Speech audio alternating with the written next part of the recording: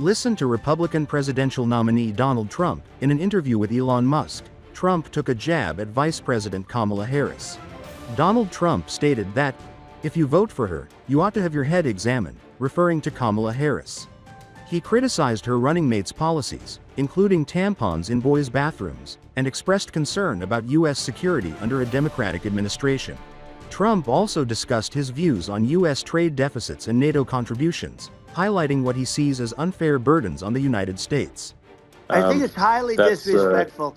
And I say, if you're a Jewish person or if you believe in Israel, if you're a person that, is very pro-Israel, if you vote for her, it's worse than Biden. And Biden was bad. But if you vote for her, you ought to have your head examined. And you see tonight, as we're doing this, I'm seeing reports coming that they expect an attack tonight or tomorrow from hundreds and maybe thousands of rockets. Their Iron Dome, as they call it, as we all call it, but their shield that they built, that can be swamped. We'll use the term that's appropriate, swamped. But they swamp it by shooting enough missiles. You know this better than anybody. By shooting enough missiles, they can't defend themselves. They just obliterate the whole place. And that's what some people think they're looking to do. And we have no leadership. There's no respect for the United States of America with these people. And I'm telling you, she'll be worse than him, because she's a believer in being radical left, and he wasn't. I think you're right. It's important for the public that may be listening to this to look at Kamala's track record, before the last month, and say, is that a track record you agree with?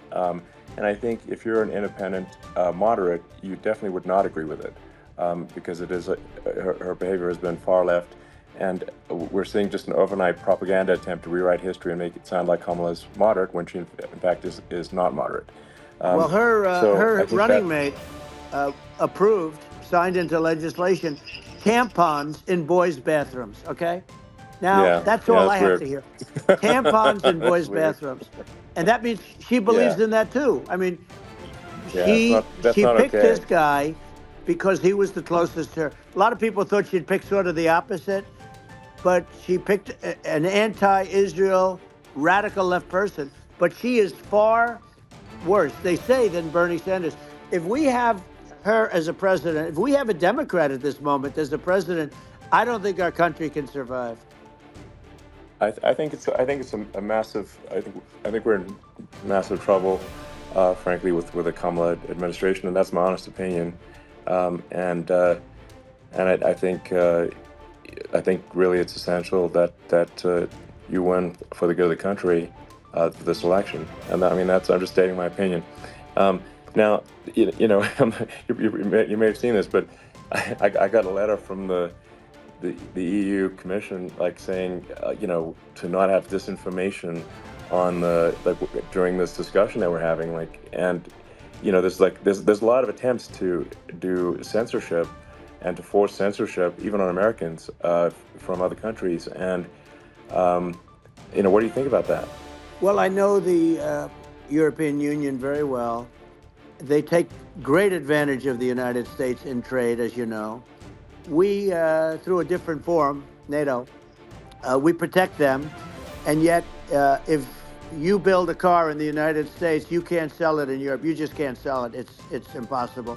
The same thing with our farmers. Our farmers find it very difficult to do business. We have a deficit with them of $250 billion, which people don't know. It sounds so nice, the European Union, but let me tell you, they're not as tough as China, but they're bad, and I let them know it. And that's probably why they notified you. No, they don't treat our country well. We defend them, with Ukraine. So we're in for $250 billion, and they're in for about $71 billion, and they have the same size. If you add up the European nations that, in terms of an economy, it's about the same size when you say as us. And they're in, and they're in much greater risk. They're right there. We have an ocean separating us from, in this case, the enemy would be Russia. It used to be for the Soviet Union, but let's assume they're close enough. And what happens is they're in for 70-something million. I think even less than that, billion, and we're in for about 250 billion, and it could be a lot higher than that. And I say, why aren't you going to equalize? Why aren't they paying what we're paying? And they're in much more, it's much more important for them because of the fact that, they're right near there. I mean, they're all sort of in that location. We're not.